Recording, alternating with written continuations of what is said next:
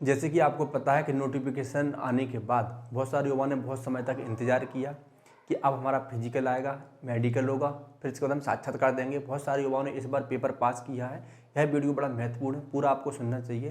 देखो, अगर आपको लगता होगा कि हम फिजिकल के बाद जैसे ही मेडिकल पास होते हैं हम साक्षात्कार आराम से पास कर लेंगे, ये आपकी बहुत बड़ी गलतफहमी है। क्योंकि 90% ऐसे युवा हैं जिनकी शादी हो चुकी है या जो 25 साल की ऊपर के होते हैं। तो आपको पता होना चाहिए कि 25 के बाद कोई फालतू नहीं बैठता है महाराज, कोई ना कुछ काम करता रहता है। तो उसके पास दो ऑप्शन होते हैं, एक ए ऑप्शन, एक बी ऑप्शन। ए ऑप्शन एक होता है बी ऑप्शन। ए ऑप्शन वाले को लगता है कि अगर इसमें नहीं होगा तो बी तो हमारा काम चल ही रहा है, हम पूजा पाठ कर रहे हैं, भागवत बाँच रहे हैं, प्राइवेट नौकरी कर रहे हैं, कुछ ना कुछ कर रहे हैं।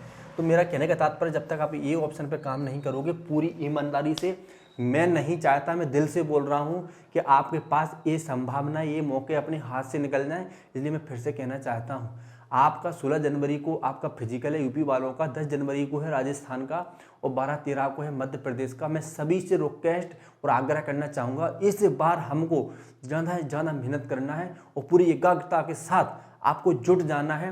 ध्यान रखना, आपको लगता होगा मैं प्रचार कर रहा हूँ, अभी मान लो कि मैं प्रचार कर रहा हूँ एकेडमी का, आप मुझ पर संदेह कर सकते हो, शक कर सकते हो, कोई दिक्कत नहीं, उससे मेरा कुछ नुकसान होने नहीं वाला।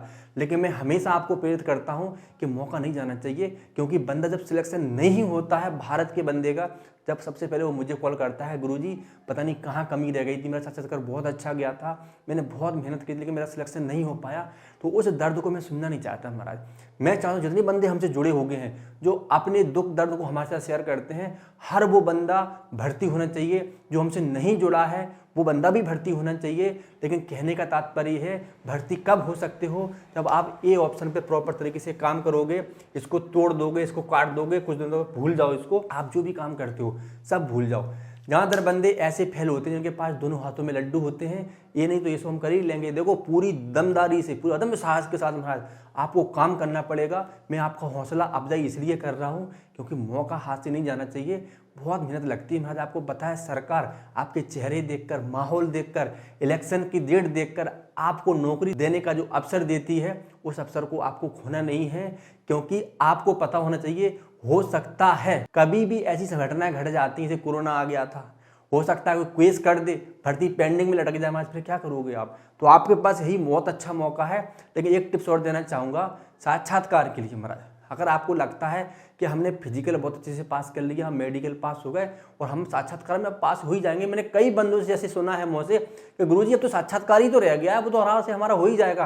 बहुत बड़ी गलतफहमी है आपकी, यह अहंकार आपको ले डूबेगा। ध्यान रखना महाराज, वो बंदे पागल नहीं है तो एक कोने में बैठ के छोटा सा मोबाइल लेके महाराज 1200 रुपये का, और लगे हो गए हैं रात दिन पढ़ाई करने के लिए। ध्यान रखना, और आप मस्ती कर रहे हो, आप घूम रहे हो, टाइम बर्बाद कर रहे हो। आप अभी हमसे पूछ रहे हो, गुरुजी क्या क्लास चल रही है इतने टाइम बाद। मैं फिर से युवाओं से कहना चाहता हूँ, जिसने क्लास ज्वाइन नहीं करी, जिसने अभी तक पढ़ाई नहीं करी, जिसने अभी तक हमसे साक्षात्कार के नोट्स नहीं लिए, वो अभी भी मंगवा सकता है। भले आप इस महीने का मैं प्रचार कर रहा हूँ, मैं प्रचार कर रहा हूँ, अगर मेरा प्रचार सात्विक है, अगर मेरा प्रचार अच्छा है, आपको जीवन देने वाला है, आपका भविष्य बनाने वाला, तो मैं प्रचार करूंगा और रात दिन करूंगा महाराज। इसलिए मैं फिर से कहना चाहता हूँ सभी युवाओं से, कोई कमी ना रह जाए महाराज, आप हमसे मत जोड़ो, कोई दिक्कत नहीं है। आप जहाँ भी हो पूरी ईमानदारी से आपको मेहनत करना चाहिए। ईमानदारी किसमें लगाना है, ये ऑप्शन का मतलब होता है कि अगर आपने सोच लिया है कि मुझे आरडीसी के लिए मेहनत करनी है, तो जो सारे आयाम हैं, सारे मापदंड हैं, उन पर आपको खरा उतरना पड़ेगा हमारा। जैसे आपको फिजिकल बहुत अच्छा करना है, इसके बाद आपको मेडिकल में प्रॉपर क्लियरिटी आपको पास होना है। अभी से कान साफ करा लो, हाइड्रोजन की कुछ प्रॉब्लम है, चमड़ी संबंधी अगर कोई प्रॉब्लम है उसको भी आप पूरा कर सकते हो। तो बहुत सारे मापदंड। इसके बाद जो साक्षात्कार होता है आपका, तो साक्षात्कार में आपको क्लियरिटी सारी योग्यताएं लेके वहाँ पर जाना है। अगर आपको लगता है कि हम तो कर्मकांड कर लेते हैं, हमको तो बहुत सारा नॉलेज है, हम तो भागवत मांझते हैं, नहीं महाराज, आपको एक रवैया, एक तरीका और आपको अपना एक एटीट्यूड वहाँ पर प्रॉपर तरीके से दिखाना पड़ेगा, जब आप साक्षात्कार में पास हो सकते हो। इस पर मैं बहुत जल्दी वीडियो बनाऊंगा और बीच बीच में मैं आपको डॉज देता रहता हूँ वीडियो के माध्यम से कि ऐसे ऐसे प्रश्न पूछे गए हैं। अभी मैं फिर से कह रहा हूँ, जो युवा अभी तक अनभिज्ञ है, जिसे जानकारी नहीं है कि हम साक्षात्कार की भी तैयारी बहुत अच्छे से कराते हैं, वो हमसे जुड़ सकता है। साक्षात्कार के हमने नए नोट्स बनाए हैं, जो पिछली बार जो प्रश्न पूछे गए थे और अभी तक जो प्रश्न पूछे गए हैं 95 से लेकर अभी तक, उनके मैं प्रश्न बना रहा हूँ, उनके उत्तर भी स्वयं लिख रहा हूँ। तो कभी कभी मैं उनकी वीडियो बना देता हूँ, तो आप समझ गए होंगे कि हमारे नोट्स किस प्रकार के हैं।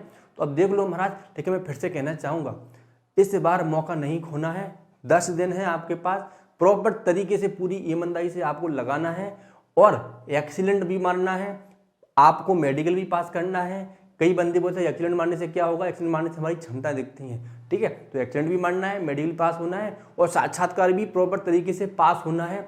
कई बंदे ऐसे थे, पिछली बार इनका साक्षात्कार बहुत अच्छा गया था, बोल रहे थे गुरुजी जब हम साक्षात्कार देके वापस आ रहे थे तो हमको वहाँ पे जो टीम थी, समिति थी, जो हमारा इंटरव्यू ले रही थी, जो बोर्ड था, उसने हमको ऐसे किया था तो लगा था चलो हमारा हो जाएगा, लेकिन हम फेल हो गए। इसका मतलब है कि इसके दो मतलब भी होते हैं। एक तो चलो ठीक है आपको बहुत अच्छा इंटरव्यू किया, दूसरा होता है कि फिर से तैयारी करिए आप, कोई बात नहीं, ऑल द बेस्ट, इसका मतलब ये भी होता है महाराज। तो इसका मतलब जब हमें देते हैं आपको, इसका मतलब ये नहीं कि आप क्लियरिटी पास हो ही गए, ठीक है।